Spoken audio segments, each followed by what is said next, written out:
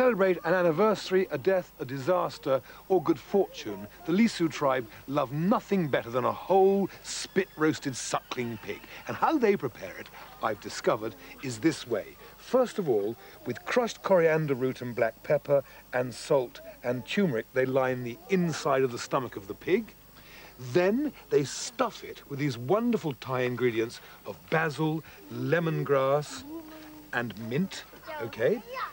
Also, they add galangal, which is the kind of ginger, which they just chop up very coarsely with one of these dreadful axes, and garlic, which they chop up, and then bruise it in the pestle and mortar. Okay, they stuff the lemongrass, the basil, the mint, the garlic, and the galangal inside the pig. Now, I know that you Europeans probably find this kind of stuff a bit disagreeable, but I'm very sorry. You're free to switch off. This is their way of life, and I, like you, are very privileged to see it. So first things first, a big handful of these spices, which we rub thoroughly inside the pig, all the way through. Then we just bruise the ends of these, again to release the oils. Well, sorry about that, Paul, but you were up late last night, and if you've got a bit of lemongrass in your eye, tough. So that goes in, the basil goes in, the mint goes in, a bit more lemongrass I think would be a good idea. Crunched up, pushed in, like so. And then, unlike European cooking where we might score the skin of our pig, here we anoint it, and I use the word advisedly, we anoint it with thick, rich soy sauce for colour and for flavour, all over the whole thing, on both sides, obviously. And then, for final crunchiness, once again, this superb fruit, the lime. We squeeze lime juice over the whole thing and rub it in with the soy sauce.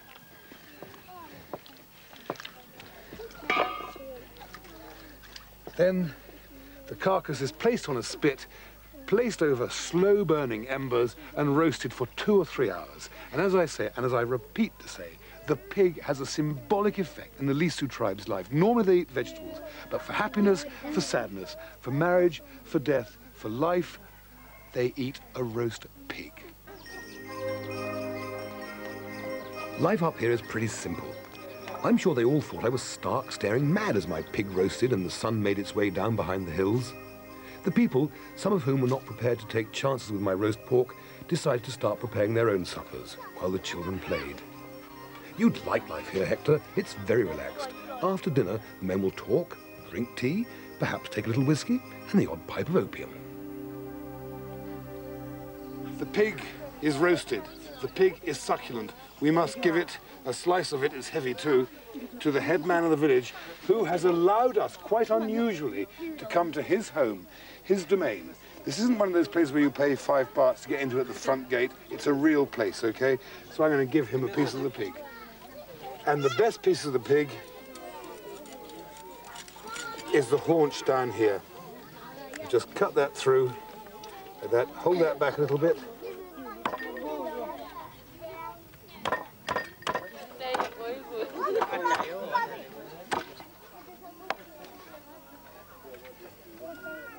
So, thank you.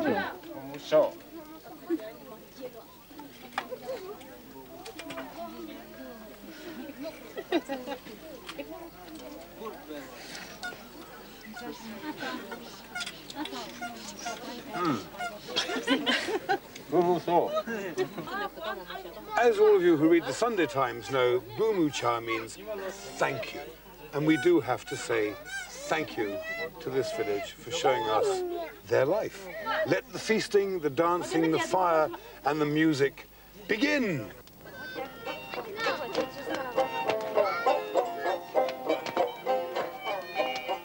Actually, Hector, if I weren't a cook, I'd like to be an anthropologist, digging into people's lives, trying to understand their ways.